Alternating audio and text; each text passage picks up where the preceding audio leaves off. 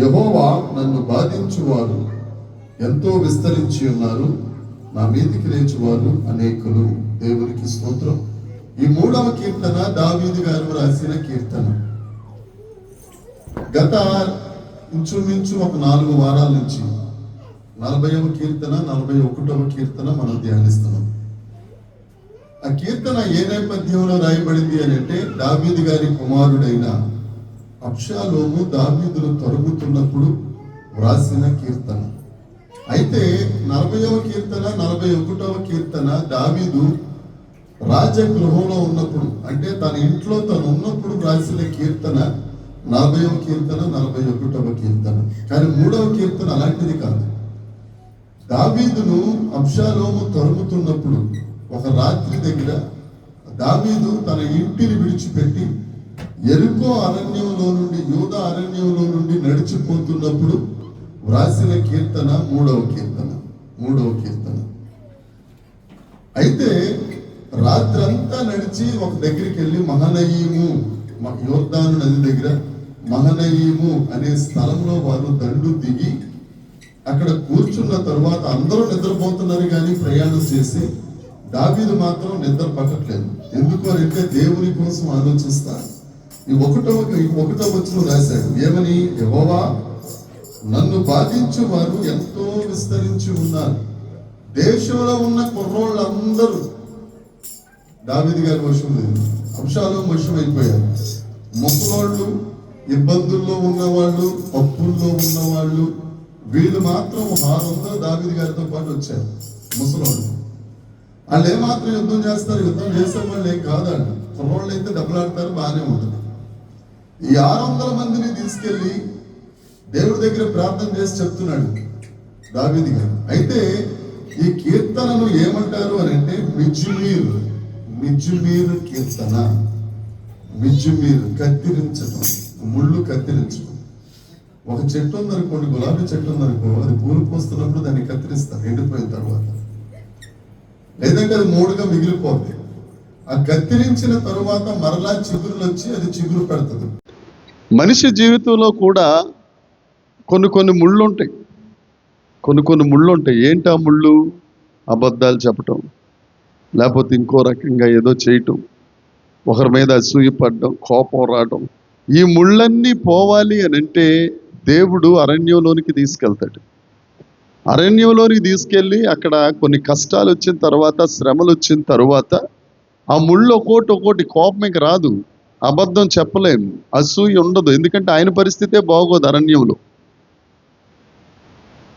అరణ్యంలో ఆనందయాత్ర చేస్తేనే ఆశీర్వాదకరం అనేది మనకు వస్తుంది. వాక్యంలోకి వెళ్ళినప్పుడు దీని గురించి వివరంగా మనం చెప్పుకోవచ్చు. ఆ మిజ్మీర్ అనేది ఆ ముళ్ళును, ఆ కొమ్మలకు ముళ్ళు ఉంటాయి కదా, ఆ ముళ్ళు కత్తిరిస్తా వ్రాసిన కీర్తన అని దానికి అర్థం. నెగోనెత్తు కీర్తన 4వ కీర్తన పై భాగంలో ఒక మాట ఉంటుంది చూడండి. ప్రధాన గాయకునికి తంతి వాయిద్యములతో పాడదగిన కీర్తన. దీన్ని ఏమంటారంటే నెగోనాతు రాగం. దెబ్బలు తగిలేసిన తరువాత ఏడుస్తూ పాడతారే ఆ కీర్తన ఈ 3వ కీర్తన. అదికైతే సగం మాత్రమే. సగం నుంచి మరలా యెహోవా నీవు నాకు కేడెం, నాకు అతిశయాస్పదంగా ఉన్నావు, 10,000 మంది నా పక్కన పడిపోయినా నువ్వు నన్ను కాపాడుతావని దేవుణ్ణి బట్టి ధైర్యం తెచ్చుకుంటాడు. అయితే మొదట వచనం మాత్రం వారు బాధించే వారి గురించి, శత్రువుల గురించి ఈయన రాసుకుంటా వస్తా ఉన్నాడు. మనం 40వ కీర్తన 41వ కీర్తన చదువుకున్నప్పుడు కూడా అబ్షాలోము గురించి మొదటిసారి 2వ సమూయేలు 17వ అధ్యాయంలో 18వ అధ్యాయంలో మనం చదువుకున్నాం. ఇక ఆ నేపథ్యం మరలా చదువుకోవాల్సిన అవసరం లేదు కాబట్టి ముందుకెళ్ళిపోతున్నాను. 2వ వచనం చదువుదాం. దేవుని వలన అతనికి రక్షణేమియూ దొరకదని నన్ను గూర్చి చెప్పువారు అనేకులు. చాలా మంది అనుకుంటున్నారంట ఏమని? ఇక దావీదుకు దేవుడి వలన రక్షణ అనేది దొరకదు, దేవుడు దావీదు చేతిని విడిచిపెట్టేశాడు, దేవుడు దావీదును పక్కన పెట్టేశాడు అని సౌలు కుటుంబానికి చెందిన షిమి అన్నతను భయంకరంగా తిట్టాడు దావీదుని. రాళ్ళు ఇసరటం, తిట్టడం, దుమ్మెత్తి పోయటం, ఒక రాజుగారి దారి మీద వెళ్తున్నారు అని అంటే ఉన్న దుమ్మును తీసేసి శుభ్రంగా ఉంచి, ఇప్పుడు ఎవరన్నా మినిస్టర్ వచ్చారనుకో ఈ రోడ్డు అంతా సున్నం కొడతారు, సున్నం కొట్టి శుభ్రంగా ఉంచుతారు. అదే రాజుగారు వెళ్తున్నారంటే ఈ షిమి ఏం చేస్తున్నాడు? దుమ్మెత్తి పోస్తున్నాడు, రకరకాలుగా తిడుతున్నారు. సైనికులందరూ వచ్చి రాజా ఒక్కసారి నువ్వు ఆజ్ఞాపించి ఆ షిమి సంగతి ఏంటో చూస్తామని అన్నా దావీదు అంటాడు దేవునికి ఇష్టమైంది, దేవుడు అతనిని అనుమతించాడు నన్ను తిట్టడానికి, తిట్టని అని చెప్పేసి అని అంటాడు. అతని గురించి వ్రాయబడిన మాటే ఈ మాట, ఏమని? దేవుని వలన అతనికి రక్షణ ఏమీయూ దొరకదని నన్ను గూర్చి చెప్పువారు అనేకులు అనేకులు. గడిచిన ఆదివారం ఈ కీర్తన ధ్యానంలో 41వ కీర్తన 5వ వచనం ఒకసారి తీయగలరా? 41వ కీర్తన 5వ వచనం. అయితే నా శత్రువులు నా విషయమై ఇవే చెడ్డ మాటలు. ఇప్పుడు ఆ షిమి అన్నవాడు ఏం మాటలు మాట్లాడాడు? మంచి మాటలను పొగిడాడు దావీదు గారిని. దావీదు రాజా నువ్వు చాలా మంచోడివి, మమ్మల్ని అందరినీ బ్రతికించావు, అసలు శత్రుశేషం అనేది ఉంచరు రాజులు. అలాంటిది సౌలు కుటుంబం దావీదు కుటుంబానికి వ్యతిరేకమైన ఈ షిమి ఉన్నాడు, మెఫీబోషెత్తుని అయితే తీసుకెళ్లి రాజగృహంలో పెట్టుకుని రాజా భోజనపు బల్ల దగ్గర ఆహారం తినిపించాడు ఆయన. అంత మంచి రాజును పట్టుకుని ఈయన రకరకాల మాటలు మాట్లాడుతున్నాడు. అయితే అక్కడ ఉన్న మాట సెలా అని ఉందండి అక్కడ. సెలా, సెలా అంటే ఓహో అలా జరుగుతుందా అని అర్థం. ఒక అర్థం, చాలా అర్థాలు ఉన్నాయి సెలాకి, ఇంచుమించు 25 అర్థాలు దాకా ఉన్నాయి. అందులో ఒక అర్థం ఇప్పుడు దాకా అలా జరిగిందా, 3వ వచనం నుంచి ఏం జరగబోతుంది అని సెలా అని రాశారు. ఇప్పుడు 3వ వచనం చదివితే విషయం అర్థం అవుతుంది మనకు. యెహోవా నీవే నాకు కేడెముగాను, నీవే నాకు అతిశయాస్పదముగాను, నా తల ఎత్తువాడవుగా ఉన్నావు. ఒక పక్కనేమో కొడుకు తరుముకుంటా వస్తున్నాడు, ఆయన దగ్గరేమో 10,000 మంది సైన్యం ఉన్నారు, ఈయన దగ్గరేమో 600 మంది ఉన్నారు. వారి దగ్గర ఉన్న వారందరూ యుద్ధశూరులు యువకులు, ఈయన దగ్గర ఉన్న వాళ్ళు యుద్ధం రాని వాళ్ళు. ఏమండి 100 ఎక్కడ, 600 ఎక్కడ, 10,000 ఎక్కడ? ఈజీగా ఓడిపోతాం కదా. అయినా కానీ ఈయన దేవుని వైపు చూసి ఏమంటాడంటే యెహోవా నీవే. బైబిల్లో 71 సార్లు రాసి ఉంది కేడెము అనే మాట, 71 సార్లు. నీవే నాకు కేడెం, నీవే నాకు అతిశయాస్పదముగాను, నా తల పైకెత్తేవాడుగా ఉన్నావు. అతిశయాస్పదము అంటే గర్వించదగిన దేవుడవు, నువ్వు నా తల ఎత్తుతావు. ఒకవేళ వాళ్ళందరూ వచ్చి యుద్ధానికి వచ్చి నన్ను నా మీద దండెత్తి వచ్చి ఓడించేసిన, నువ్వు ఒకసారి రాజుగా నన్ను నియమించావు, రెండోసారి కూడా రాజుగా నీవు నన్ను సింహాసనం మీద కూర్చోబెట్టగలవు, నా తల పైకెత్తగలవు. అది నీ ఒక్కడి వల్లే సాధ్యం అవుతుంది. జనులందరూ ఏమనుకుంటారంటే మన పని అయిపోయింది అనుకుంటారు. మన చుట్టూ ఉన్నవారు, లేకపోతే మన పగవారు, మన శత్రువులు, వీళ్ళందరూ ఏమనుకుంటారంటే వీళ్ళ పని అయిపోయిందిరా అని అనుకుంటారు. వీళ్ళ పని అయిపోయింది అనుకున్న దగ్గరే దేవుడు పని మొదలు పెడతాడు. దేవునికి స్తోత్రం. నిన్ను చూసి నవ్వుతూ ఉంటారు, నిన్ను చూసి ఎగతాళి చేస్తూ ఉంటారు. ఒకప్పుడు అలా, ఇప్పుడు ఇలా ఉందరా, ఇప్పుడు పరిస్థితి అయిపోయింది, ఇతని పరిస్థితి అయిపోయింది అని రకరకాలుగా చెప్పుకునేవారు అందరూ మనం దేవుని వైపు చూడగలిగినట్లయితే,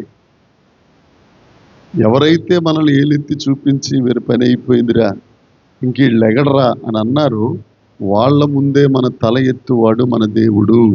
దేవునికి స్తోత్రం కలుగును గాక. ఆయన మనకు కేడమై ఉన్న దేవుడు, మనకు ఆధారమైన దేవుడు. ఆ కింద వచనంలో ఉంటుంది ఆ మాట. 4వ వచనాన్ని చదువుదాం. 4వ వచనం. ఎలుగెత్తి నేను యెహోవాకు మొర్ర పెట్టునప్పుడు ఆయన పరిశుద్ధ పర్వతము నుండి నాకు, నువ్వు కష్టంలో ఉండి, పోయిన శుక్రవారం కూడా చెప్పాను, ఇప్పుడు కూడా మరొకసారి చెప్తున్నానండి. కీర్తనల గ్రంథం 51వ కీర్తన 17వ వచనం ఒకసారి చదువుదాం. కీర్తనల గ్రంథం 51వ కీర్తన 17వ వచనం. విరిగిన మనస్సే దేవునికి ఇష్టమైన బలి. దేవా, విరిగిన నలిగిన హృదయాన్ని నీవు అలక్ష్యం చేయవు. లక్ష్యం చేస్తావు అంటే లెక్క చేస్తావు. మనం ఎంత ప్రార్థనా పరులమైనా, ఎంత భక్తి కలిగిన వాళ్ళమైనా, ఎంత బైబిల్ వాక్యం బాగా తెలిసినా, ఏం చేసినా కానీ దేవుని దగ్గర ఇవేవి పనికిరావు. నువ్వు ఎంత విరిగిపోయావు, నీ కష్టాల వల్ల కానీ, నీ బాధల వల్ల కానీ, నీ నష్టాల వల్ల కానీ, నీ కుటుంబం వల్ల కానీ, ఇంకొక రకంగా కానీ నువ్వు ఎంత విరిగిపోయావో, ఎంత నలిగిపోయావో, ఆ నలిగిపోయిన దాంట్లో నుంచి వస్తుంది కన్నీరు. ఆ కన్నీరు ఆయన చూస్తాడు. హల్లెలూయా. మనం ఒంటికి పూసుకుంటామే సెంటు, అది ఊరికనే రాదు. ఇంచుమించు ఒక 5 లీటర్లు తీసుకుని దాన్ని మరగబెడితే 15-20 చుక్కలు వచ్చే వరకు మరగబెడతారు. ఆ చుక్కలు ఎంత మరగబెడితే అంత సువాసన ఇస్తుంది. అది 15 లీటర్లు ఎక్కడ, 15 చుక్కలు ఎక్కడ. అంటే లీటర్ ఏమైపోవాలి, ఒక చుక్క అయిపోవాలి. ఆ లీటర్ స్నానం చేసినా కానీ సువాసన రాదు.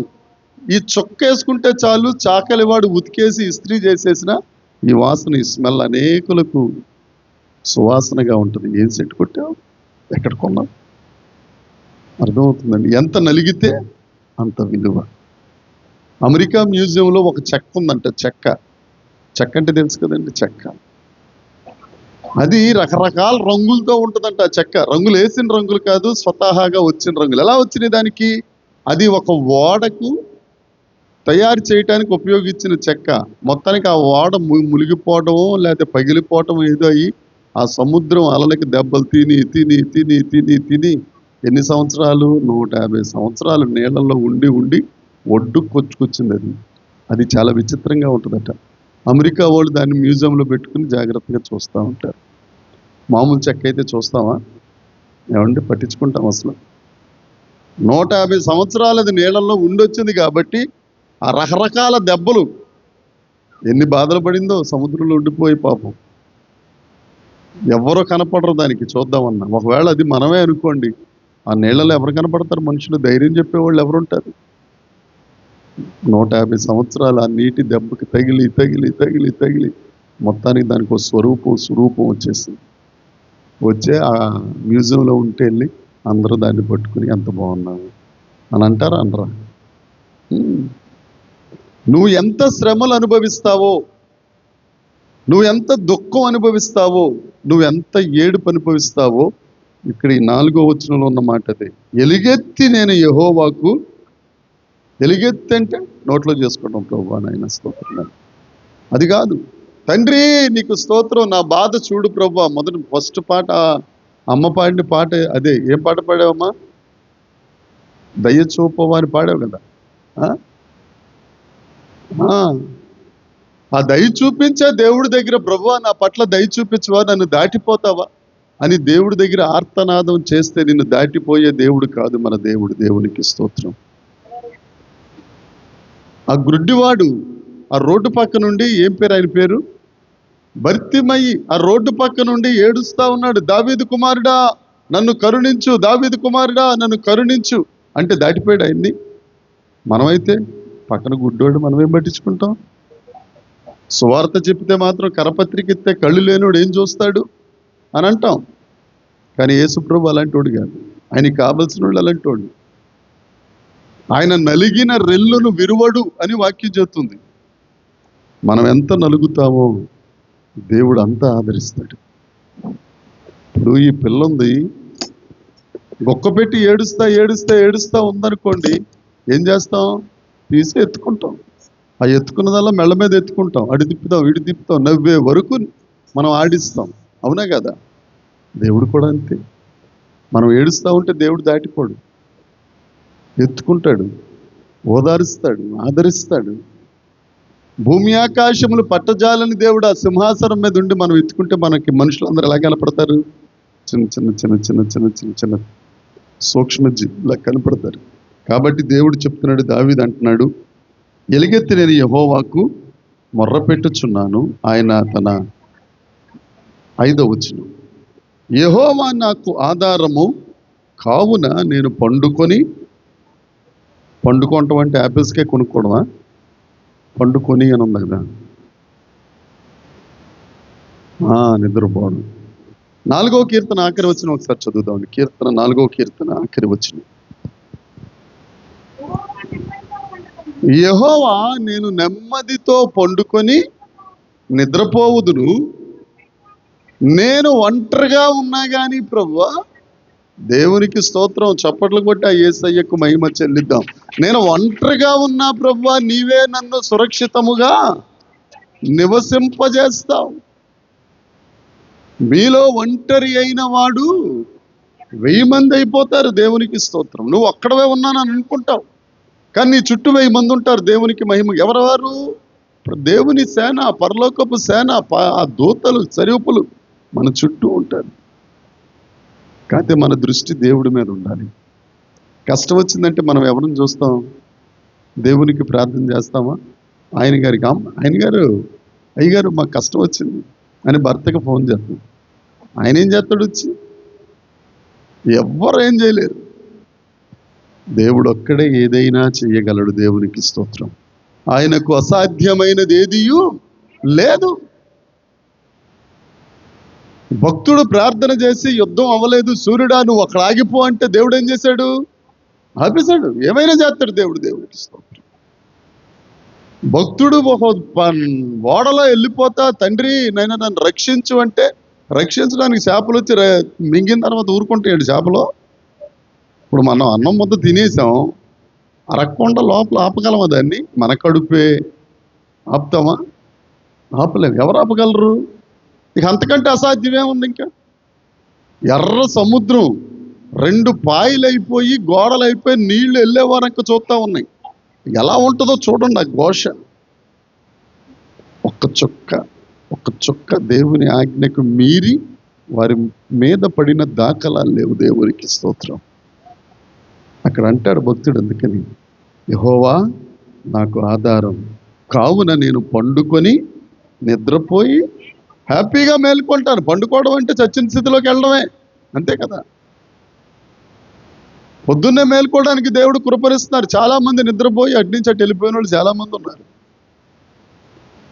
కానీ దేవుడు మనకు ఒక రోజును ప్రసాదంగా ఆయన ఇస్తున్నారు. దేవునికి స్తోత్రం. కీర్తనల గ్రంథం 18వ కీర్తన 17వ వచనం 18వ వచనం చదువుతాం. కీర్తనల గ్రంథం. ఏమండి? బలవంతులకు పగవారు, నన్ను ద్వేషించువారు నాకంటే బలిష్ఠులై ఉండగా వారి వశము నుండి ఆయన నన్ను రక్షిస్తాడు. నీ విరోధులు ఎంత బలంగా ఉంటారో మనం ఏం చూస్తామంటే వాళ్ళ ముఖాలు చూస్తాం, వాళ్ళ శరీరం చూస్తాం, వాళ్ళ కండలు చూస్తాం, వాళ్ళ రాతి బండలు చూస్తాం. దేవుడు అవి చూడడు. దేవుడు హృదయాన్ని చూస్తాడు. దేవుని స్తోత్రం. వాళ్ళు గట్టిగా ఊస్తే నువ్వు వెళ్ళి పడిపోతావు. రాజులకి 1వ రాజుల గ్రంథంలో ఏలియా ఉన్నారు. ఎదురుగుండా ఆహాబు రాజు ఉన్నాడు. రాజుకి ఎక్కువ విలువిస్తారా, ప్రవక్తకి ఎక్కువ విలువిస్తారా? రాజుగారికి. ఆలాప్షాడును వచ్చాడు ఈ ప్రవక్త 17వ అధ్యాయంలో. అంటాడు, నేను ఎవరి సన్నిధిలో ఉన్నానో ఆ జీవము కలిగిన దేవుని ఎదుట ఎవరున్నారు? ఆహాబు రాజు ఉన్నాడు. అవునా కదా? దీన్ని బట్టి మనం అర్థం చేసుకోవాల్సింది ఏంటంటే ఆహాబు రాజు వెనకాల దేవుడు ఉన్నాడు. ఆమేన్. మన శత్రువు వెనక దేవుడు ఉంటాడు. ఆమేన్. అందుకనే ఏలి అంటాడు, ఆహాబు రాజా నేను ఎవరి సన్నిధిలో ఉన్నానో ఆ జీవము కలిగిన దేవుని ఎదుట నీకు చెప్తున్నా. చూస్తున్నది ఆయన్ని, మాట్లాడుతుంది ఇంతో. దేవునికి స్తోత్రం. ఇక్కడ దావీదు గారు చేసిన పని కూడా అదే. 18వ కీర్తన కూడా దావీదు రాసిందే. ఏమంటారు? శత్రువులు బలిష్ఠులై ఉండగా, నాకంటే బలవంతులై ఉండగా ఆయన తప్పిస్తాడు. ఎలా తప్పిస్తాడో మనకు అనవసరం అండి. ఎలా తప్పిస్తాడు? యోసేపును చెరసాల నుండి తప్పించలేదా దేవుడు? ఒకరోజు మాట్లాడుకున్నాం కదా, యోసేపు చెరసాల ఎలా ఉంటుందో అది గొయ్యి, కనీసం కదలటానికి కూడా ఉండదు. అలాంటి గోతు నుంచి, ఎవరు తప్పించలేని పరిస్థితి నుంచి ఏదో మూల నుంచి దేవుడు సహాయం చేస్తాడు, తప్పిస్తాడు. ఆ చెరసాల నుంచి రాజగృహానికి తీసుకెళ్ళిపోయారు. మళ్ళీ ఇంకో విషయం తెలుసా? ఆ చెరసాల నుండి బయటికి తీసుకొచ్చిన తరువాత ఆయనకి జుట్టు పెరిగిపోయింది. కత్తిరించే డబ్బులు ఎవరయ్యి? రాజుగారి. వస్త్రాలు మాసిపోయినాయి. బట్టల డబ్బులు ఎవరయ్యి? రాజుయే.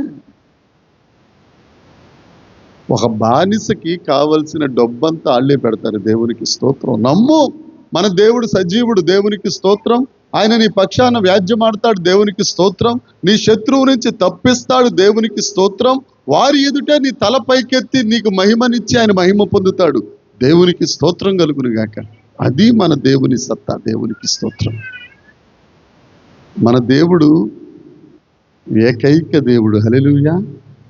ఆయనకి కులంతో పని లేదు, మతంతో పని లేదు, రంగు రుచి వాసనతో పని లేదు. ఆమేన్. ఇప్పుడు రాజకీయ నాయకులు నీళ్లు తాగుతున్నారు, వాళ్ళ నీళ్ళు రంగు ఏమన్నా మారద్దా? మన నీళ్ళు రంగు ఏమన్నా మారద్దా? ఒకటే రంగు కదా, అదే నీళ్లు. కాకపోతే కొండల్లో నుంచి వచ్చే నీళ్లు 25,000 ఉంటుంది లీటరు, మనకి 20 రూపాయలకి 20 లీటర్ల నీళ్లు మనకి ఇస్తారు. ఏదైనా అదే, దేవునికి స్తోత్రం. మనం ఏ నీరు తాగైనా బతకగలం, రాజులు ఆ నీళ్లు తాగితే కానీ బతకలేరు. ఏమండి, మనం ఏది అది తాగుతూ బతికేస్తాం, ఇది తాగినా కానీ బతికేస్తాం, దేవునికి స్తోత్రం. ఎందుకంటే మన దేవుడు సజీవుడైన దేవుడు. చదువుతాం 6వ వచనం. 10,000 మంది దండెత్తి నా మీదికి వచ్చినా మనమైతే ఏం చేస్తాం? 10,000 మంది దాకింది. అప్పులోడు ఇన్స్టాల్మెంట్ కట్టలేదు, వచ్చేస్తాను మీ ఇంటికంటే ఏం చేస్తాం మనం? వాచ్మెన్ పిలిచి బయట తాళం వేసే లోపల పడుకుంటాం జాగ్రత్తగా. ఆడు వచ్చి అడిగినా కానీ ఎప్పుడు వెళ్ళిపోయాడో తెలియదు సురేష్ అని చెప్పు. ఇదే జరుగుతుంది. కానీ దేవుడు మనకు కేడముగా, మన అతిశయాస్పదముగా, మన తల ఎత్తువాడుగా, మన ఆధారంగా ఆయన ఉంటే 10,000 మంది దండెత్తి వచ్చినా కానీ అక్కడ ఉన్న మాట ఏంటి? నేను భయపడను. మరొకసారి చెప్తున్నానండి, ప్రకటన గ్రంథంలో ఈ మాట చెప్పాను, మరొకసారి చెప్తున్నాను. యేసయ్య ఏంటో మనకు తెలిస్తే, యేసయ్య అంటే ఏంటి? యోహాను సువార్త 1వ అధ్యాయం 1వ వచనం ప్రకారం, మా వచనం అంతా చెప్పడం మేడం గారు, తీయండి దేవునికి స్తోత్రం. తీయండి చదవండి. హల్లెలూయా. ఆది యందు తీయాలి. యోహాను సువార్త 1వ అధ్యాయం 1వ వచనం, రమాదేవి తీర్థంలో. ఆది యందు వాక్యం ఉండెను, వాక్యము దేవుని యొద్ద ఉండెను, వాక్యము దేవుడై ఉండెను. 12వ వచనం చూసుకుంటే, ఆ వాక్యమే శరీరధారి అయి కృపా సత్య సంపూర్ణుడిగా మన మధ్యన నివసిస్తా ఉంది, దేవునికి స్తోత్రం. ఆ వాక్యమైన దేవుడు ఇప్పుడు ఈ మట్టి ముద్దను ఉపయోగించుకుని దేవుడు మాట్లాడుతున్నాడు. వాక్యమే, ఈ వాక్యమే ఎవరు? కృపా సత్య సంపూర్ణుడైన ఆ దేవుడు మన మధ్యన సంచరించట్లేదా? ఆ వాక్యాన్ని నమ్ముకుంటే చాలు. ఆ యేసయ్య ఏంటో తెలిస్తే భయపడం మనం. యేసయ్య ఏంటో తెలియకపోతే ధైర్యం అనేది ఉండదు, అసలు ధైర్యం అనేది ఉండదు.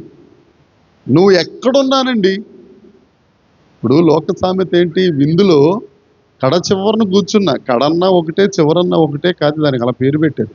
చివరాకరణ కూర్చున్నా కానీ వడ్డించేవాడు మనోడైతే ఏం చేస్తాడు? కావలసిన మూలుగులు, లివర్లో గివర్లో మంచి అన్ని తీసుకొని చేస్తాడు. ఆయన అందరికి ఒక గరిట ఎత్తే మనకు 10 గరిట్లు. మనం ఎక్కడున్నా కానీ మనం దేవుణ్ణి తెలుసుకోకపోయినా దేవుడికి మనం తెలుసు. ఇర్మియాతో అంటాడు దేవుడు, నీ తల్లి గర్భమందు రూపింపబడక మునిపే నేను నిన్ను ఏర్పాటు చేసుకున్నాను ఇర్మియా. నేను బాలుని అంటావేంటి? పడగొట్టుటకు, కట్టుటకు, నాటుటకు, విరగొట్టుటకు శక్తి కలిగిన వాడు నువ్వు అంటాడు 1వ అధ్యాయం 8వ వచనం. మనం వెళ్ళి ఆయన దగ్గరికి వెళ్ళి, నేనండి పలానా ఎండమూరి సురేష్ కుమార్, మా నాన్నగారు రామారావు, మా నాన్న పేరు బోడి, వాళ్ళ తర్వాత నాకు తెలియదండి అని చెప్పక్కర్లా. మా వంశ వృక్షం ఏంటో నాకు తెలియకపోయిన దేవుడికి బాగా తెలుసు. ఆయన దగ్గరికి వెళ్ళి నువ్వు నోరు ఇప్పితే చాలు. యెషయా గ్రంథంలో ఉంటుంది కదా, నీవు నాకు మొర్ర పెట్టగా నేనున్నాను అని అంటాడు దేవుడు. 10,000 మంది కాదు, లక్షల మంది వచ్చినా కానీ దూతను పంపిస్తే దూత చంపేసి వెళ్ళిపోద్ది, అంతే. హిజ్కియా విషయంలో జరిగింది. మరి హిజ్కియా పక్షాన ఉన్న దేవుడే కదా మన దేవుడు. ఏమైనా తేడా వచ్చిందా?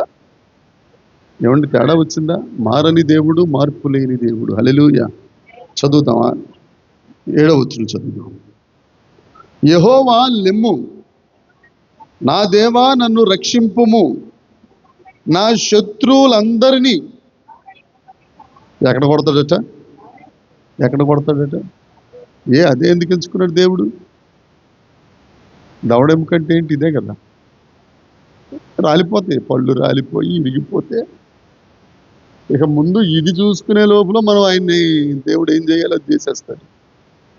వాక్యంలో ఏదైనా ఒక మాట రాసి ఉందంటే దాని గురించి ఎందుకు దవడెముక మీదే కొట్టాలి? నడుము మీద తన్నెత్తి నడి విరిగి పడిపోతాడు కదా అని అనుకుంటాం మనం. పడిపోతాడు, కానీ దవడెముక మీద పట్టి కొట్టిన తర్వాత ఆడు తిరిగిన ప్రయోజనం ఉండదు. కిందకేసి వస్తాడు, పైకి చూసే అవకాశం ఉండదు, ఏమీ చేయలేడు ఇంకా. అంటే దేవుడు ఆయన సావానివాడు, బతకానివాడు, అటు ఇటు కొట్టుకుంటూ ఉంటాడు. మనం మాత్రం యేసు రక్తం జేబునుకు తిరుగుతూ ఉంటే రే మీ దేవుడు గొప్పవాడు అని చెప్తాడు. జకర్యా గ్రంథం 12వ అధ్యాయం ఉందండి. మీ దేవుడు గొప్ప దేవుడు కాబట్టి మన పాదాలు పట్టుకుని వాళ్ళు వచ్చి అడుగుతారు. రాబోయే కాలంలో జరిగేది ఇదే. మీరు దేవుని దగ్గర మీ సన్నిధికి వెళ్ళి మా గురించి ప్రార్థన చేయండి అని అడుగుతారు. హల్లెలూయా. దావీదు సంతతి వారిని వారు కాళ్ళు పట్టుకుని అడుగుదురు అని ఉంటుంది. మనం దేవుణ్ణి స్తుతించేవారం అయితే దావీదు సంతతి మనమే, యోధా సంతతి మనమే స్తుతించేవారం అయితే మనం స్తుతిస్తూ ఉంటే దేవుడు ఏం చేస్తాడట? శత్రువులందరినీ దవడ ఎముక మీద కొట్టువాడవు నీవే. పళ్ళు ఇరగొట్టేస్తానంటారు చాలా మంది. రే పళ్ళు ఇరిగిపోతాయిరా అని. ఆ పని ఆయింది. మనం దేవుణ్ణి స్తుతించడమే. ఆఖరి వచ్చిన చూద్దాం. రక్షణ పాస్టర్ గారిదా? కాదు. పాస్టర్ ఒక ఇన్స్ట్రుమెంట్ అంతే. ఆ పాస్టర్ గారు మమ్మల్ని రక్షించారండి. ఎందుకు రక్షిస్తాడు? రక్షణ ఎవరిది? యెహోవా. యేసుక్రీస్తు ప్రభు అంటారు యూదుల దేవునిదే రక్షణ. సమరయ స్త్రీతో చెప్తారు, అమ్మా యూదులలో నుండే రక్షణ అనేది వస్తుంది. దేవునికి స్తోత్రం. ఆ రక్షణ ఎవరు అని అంటే యేసుక్రీస్తు ప్రభువే. రక్షణ యెహోవాది నీ ప్రజల మీదికి. ఆమేననరే? కొంచెం గట్టిగా అనరే. నీ ప్రజల మీదికి నీ ఆశీర్వాదం. ఆయన రక్షించి నిన్ను ఆశీర్వదిస్తాడు, నిన్ను ఆత్మలో ఎదిగేటట్టుగా చేస్తాడు, ఈ భూమి మీద గొప్పవాడిగా చేస్తాడు. తదనంతరం నిన్ను పరలోకం తీసుకెళ్తాడు. ఒకవేళ నువ్వు గొప్పవాడివైన తరువాత దేవుని సేవ చేయటానికి నువ్వు మనస్కరిస్తే, ఒప్పుకుంటే నీకు కిరీటాన్ని ఇస్తాడు. దేవుడు నమ్ముకుని కొంతమంది ఏం చేస్తారంటే, ఉద్యోగం వస్తే ప్రభువా ఎప్పుడు నీ దగ్గరే ఉంటాను నాయన అంటారు. ఉద్యోగం వచ్చిన తర్వాత అసలు కనే కనపడరు. కనీసం స్తుతి కూడికి కూడా పెట్టరు కొంతమంది. మరి వాళ్ళని దుర్మార్గులనాలు, దౌర్భాగ్యులనాలు. పాస్టర్ గారు ఈ ఉద్యోగం వస్తేనండి అసలు నేను దేవుని సేవే చేస్తానంటారు. నేను అనుకుంటాను మనసులో, ఇది అబద్ధం. పైకి అనకూడదు కదా, పైకంటే బాధపడతారు. మరి మాకు కూడా కొన్ని ఫీలింగ్స్ ఉంటాయి కదా మనసులోనే. ఒకవేళ కోపం వచ్చినా కానీ అవుతానే ఉండాలి. రక్షణ యెహోవాది. దేవునికి స్తోత్రం. ఆయన దగ్గరికి వచ్చి ప్రభువా నీ రక్షణ కావాలి అంటే అసలు ఆయన వచ్చిందే రక్షించడానికి కదండి. ఆయన రక్తం ఇచ్చిందే మనం రక్షణ పొందుకోవటానికి, ఆయన ప్రాణం ఇచ్చిందే రక్షణ పొందుకోవటానికి. ఎప్పుడైతే రక్షణ పొందుకుంటావు తర్వాత మాట ఏంటి? నీ ప్రజల మీదకి నీ ఆశీర్వాదం. మనం ఆశీర్వాదం అంటే ఎంతసేపు భూ సంబంధమైన వాటి మీద చూస్తాం. ఆత్మను పొందుకోవటం, ఆత్మ వరాలతో నింపబడటం, ఆత్మాభిషేకంలోనికి వెళ్ళడం. ఆత్మాభిషేకం అంటే ముందు చీలమండలు, తర్వాత మోకాళ్ళు, తర్వాత నడుములోతు, తరువాత మునిగిపోవడమే, ఈత కొట్టడమే. మనం ఏ స్టేజ్లో ఉన్నాం? ఇంకా నువ్వు ఈత కొట్టగలిగితే తప్పకుండా నువ్వు అక్కడ జీవవృక్ష ఫలాలు తింటావు. దేవునికి స్తోత్రం. హల్లెలూయా. నెలకో కాపు అంట చెట్టు. హల్లెలూయా. నెలకో కాపు. మరి ఎలా ఉంటుందో అది చూడాలి, అక్కడికి వెళ్తే కానీ తెలియదు. మామూలుగా మన భాషలో మాట్లాడుకోవాలంటే ఒక నెల మామిడికాయలు, ఒక నెల యాపిల్స్ కాయలు, ఒక నెల జాంకాయలు. ఇది ఒక చెట్టు కాయదు కదా. ఏది విత్తుతామో అదే కాస్తుంది. కానీ విచిత్రం మరి అక్కడ ఎలా ఉంటుందో చూద్దాం. దేవునికి స్తోత్రం. హల్లెలూయా. అవకాశం ఉంటే వచ్చే బుధవారం, గురువారం దాని గురించి మాట్లాడుకుందాం. అసలు ఎలా ఉంటుంది ఆ జీవవృక్షం. ఆ క్రొత్త భూమి, క్రొత్త ఆకాశం ఉండడం ఆశీర్వాదం. ఇక్కడ కార్లు వేసుకుని తిరగడం, విమానాల్లో తిరగటం, లేకపోతే ఇంకోటి అభ్యర్థి. ఇది క్షణిక మాత్రమే. నువ్వు కారులో చచ్చిపోయినా, విమానంలో చచ్చిపోయినా, నడుచుకుంటా చచ్చిపోయినా వెళ్ళాల్సింది ఎక్కడికి? భూమి మీదకే కదా, లోపలికి వెళ్ళిపోవాలి. మొన్న అయినది మునుపటి వలె అంతే. కానీ దేవుని ఆత్మ ఎక్కడికి వెళ్ళిపోద్ది? పరదేశంలోనికి. దానికి పేరు ప్యారడైజ్. ప్యారడైజ్. అక్కడ ఉంటాం మనం. దేవునికి స్తోత్రం. అక్కడ దేవునితో పాటు ఆడుతూ పాడుతూ ఆయన స్తుతిస్తూ ఆరాధిస్తూ దేవునిలో ఆనందించుదుము గాక. దేవుడి మాటలు దీవించును గాక. హల్లెలూయా.